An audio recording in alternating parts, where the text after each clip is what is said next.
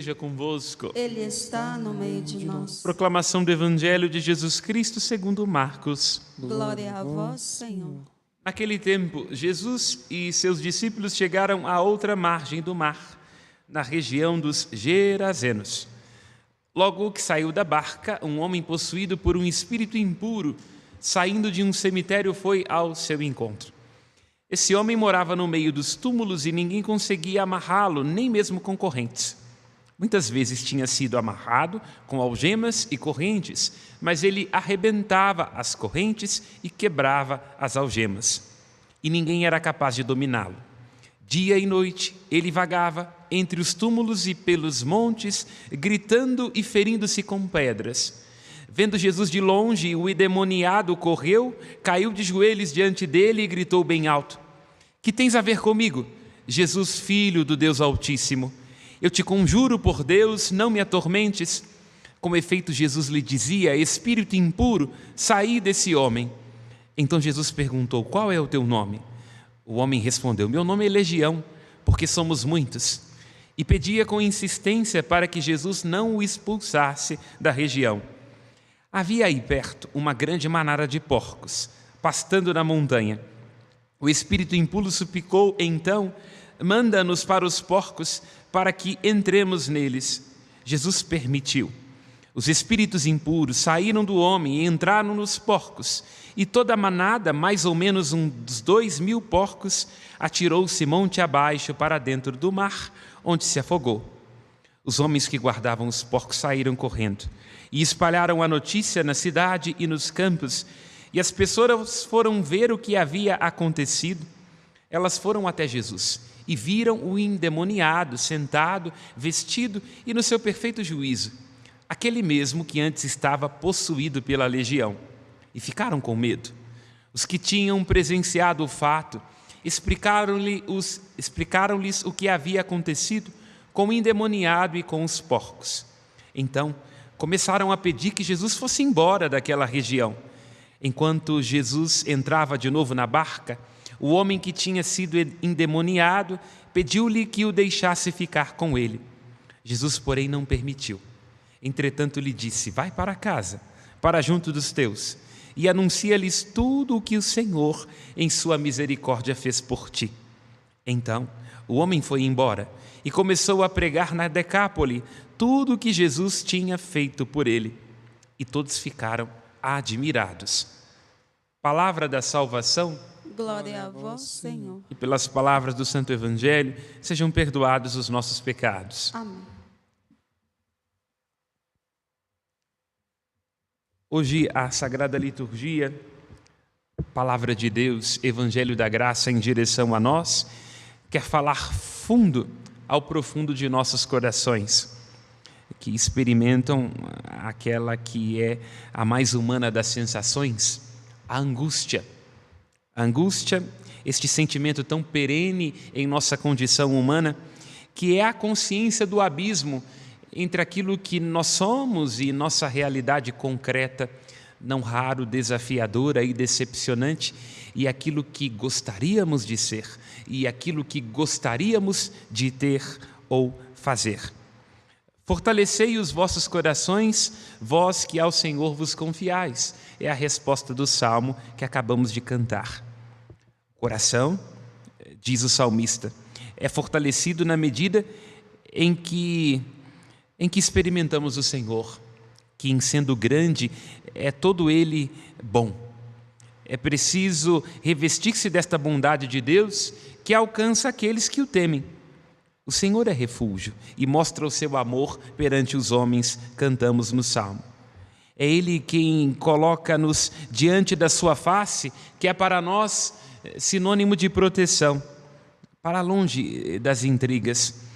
É o Senhor quem nos refugia em sua tenda e quem nos esconde para cuidar de nós, já que Ele é o pastor e guia da casa de Israel. E Ele é aquele, como assim anuncia o livro do Êxodo no capítulo 15, que cura as feridas, e todos nós temos. A grande e permanente ferida de nossa condição é a angústia que estreita o nosso coração. No entanto, como vai lembrar o Salmo 118, todo dedicado à palavra de Deus, é preciso deixar que o nosso coração se dilate pela palavra de Deus, porque a angústia, a aflição, a dor tende a nos apequenar. A palavra de Deus, no entanto, dilata o nosso coração e poderemos, como nos lembra este Salmo, correr a estrada dos mandamentos do Senhor, porque os mandamentos de Deus, a palavra de Deus, é quem dilata o nosso coração. Como nos vai lembrar, este mesmo Salmo é a palavra de Deus quem nos devolve a vida e que, inclusive, é capaz de expulsar os demônios que todos nós temos. Não só a respeito desta possessão, do ponto de vista de alguém que tem a aflição causada por uma intervenção direta e persistente de um espírito impuro, mas todos nós, não é? Somos mares revoltos, todos nós trazemos imundícies, vozes terríveis que vão clamando dentro de nós e que vão nos ensurdecendo e que nos levando para a morte. O evangelista Marcos, na sua maneira didática, de dar a conhecer como Jesus Cristo é aquele que manifesta o reino de Deus, reino que é força que vem do alto para libertar e para arrancar da morte e das trevas, está nos ajudando a entender como a palavra de Jesus, a presença de Jesus, a misericórdia de Deus, como Ele mesmo vai lembrar neste Evangelho, do Deus que nos reveste com sua ternura e que sua bondade e que se manifesta através de Jesus, este grande profeta que surgiu entre nós. O evangelista Marcos vai nos ajudando a entender como em Jesus Cristo está esta presença, esta palavra, esta bondade que vai acalmando as tempestades de nossos corações, que vai expulsando os demônios dos quais todos nós padecemos, que vai trazendo cura, que vai inclusive ressuscitando. Nós vamos no itinerário do Evangelho de Marcos, através da consciência da narrativa da tempestade que se acalma, de Jesus que expulsa demônios, de Jesus que cura a sogra de Pedro, de Jesus que irá ressuscitar a menina, filha do chefe da sinagoga, ajudando a compreender como também nós vamos experimentando desta graça e desta salvação. Pois bem, se queremos compreender o que significa ter o coração estreito, se queremos compreender em que medida nós estamos necessitados de fortalecer o nosso coração, é preciso olhar para a carta aos Hebreus, no trecho que nós acabamos de escutar. Porque a carta aos Hebreus está trazendo aqui, nestes versículos hoje meditados, nesta primeira leitura, qual um dos sintomas de um coração fraco e estreito. É o desejo de voltar atrás. O autor da carta aos Hebreus está se dirigindo a uma comunidade de fé que começa a colocar em dúvida se de fato vale a pena continuar seguindo Jesus Cristo e se não é de fato a melhor escolha voltar atrás para os ritos judaicos, para a compreensão judaica. E o autor então, a carta aos Hebreus está dizendo, vocês estão com vontade de voltar para trás? Estão arrependidos? Então, se o desejo é olhar para trás, olhem para os antepassados e vejam em que medida eles foram capazes de experimentar acontecimentos sublimes, em que medida nos tempos passados houve heroísmo, em que medida eles perseveraram e insistiram, mesmo diante das tribulações, permanecendo firmes e íntegros diante de inúmeras dificuldades, de em que medida os antepassados repousaram na promessa, embora, como vai lembrar o autor da carta aos Hebreus, eles, embora sendo contemplados com as promessas, não puderam ver a realização da promessa, que é Jesus Cristo, e mesmo assim, em nome deste bom testemunho, tenham perseverado. É isto. O autor da carta aos Hebreus está nos convidando a ir ao heroísmo de homens e mulheres, Gideão, Baruque, Sansão, Jefté, Davi, Samuel e todos os profetas que esperaram na fé. Alguns versículos antes deste capítulo 11 da Carta aos Hebreus, nós escutamos aquela belíssima cantilena. Foi pela fé, foi pela fé, foi pela fé, foi pela fé. E este refrão deve preencher de sentido os nossos corações, já que a fé, como lembra esta mesma carta, é o fundamento das coisas que se esperam. É pela fé que iremos obter a realização das promessas que Deus fez para cada um de nós. A fé é o fundamento das coisas que se esperam e a fé é a prova das realidades que não se vê.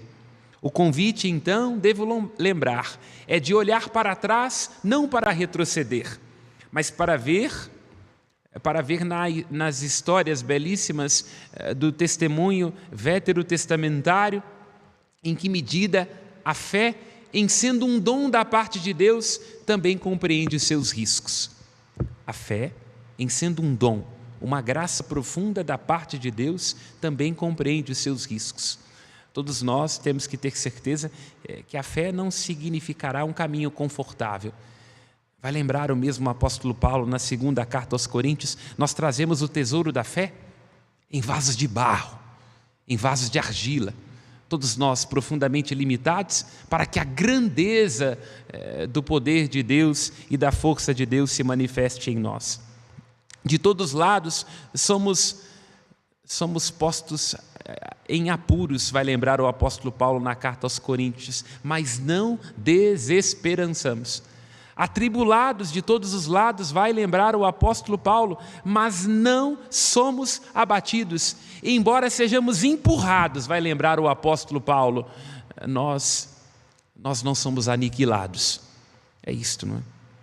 Com aquele entusiasmo que motivou os homens e as mulheres do Antigo Testamento, confiando, esperando, nós atravessamos este certame que é a vida de cada um de nós, em que o tempo todo somos afligidos, atribulados, mas não podemos perder a esperança. Porque a esperança salva, como lembra o apóstolo das gentes na carta aos Romanos. Porque a esperança é viva. A esperança que somos chamados, vai lembrar o apóstolo Pedro em seu escrito, uma esperança que não desaparece, uma esperança que não estraga, uma esperança que não se altera. É esta a que somos chamados e temos que confiar. É tempo, irmãos e irmãs, experimentando cada um de nós tantas tribulações e as contradições da história, de nos lembrarmos que não dorme nem cochila aquele que é o guarda de Israel. Há momentos de fato que nós rezamos como salmista. Eu dizia, enquanto estava perturbado, aflito, enquanto estava em apuro, eu dizia, perturbado, eu fui expulso da presença do Senhor. Quem de nós em algum momento não se sente assim?